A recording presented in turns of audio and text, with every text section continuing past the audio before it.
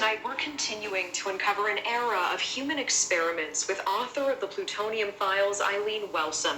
She's the Pulitzer Prize-winning journalist who stumbled upon a footnote that cracked open a dark secret. The U.S. government experimented on at least 18 Americans without their consent, injecting them with radioactive plutonium. Some of them simply trying to get their bones set after a car accident, or trying to get help after being injured on the job. Instead, turned into human test subjects.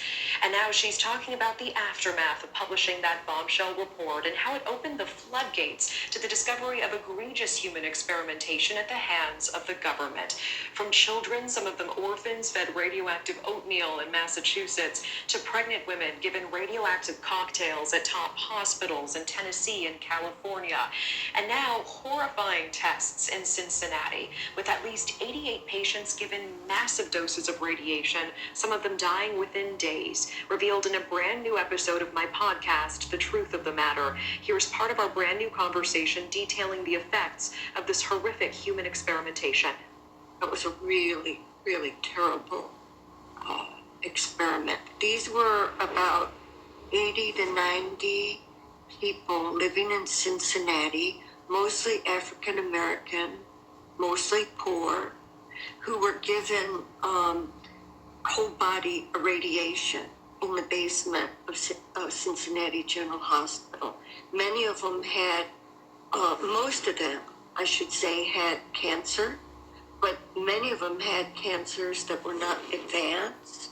In other words, they were working, they were walking, they were, baking cakes, living their lives, and they were given this radiation, and they died within 2 or 3 weeks from radiation exposure. And this experiment was funded by the military, and because military, remember, they thought they were going to fight. The next war was going to be on a battlefield. They were going to be soldiers exposed to a bomb that went off 300 yards from them, and so they needed to know, when is nausea going to set in? When are they going to get disoriented? Are they going to be able to use their weapons?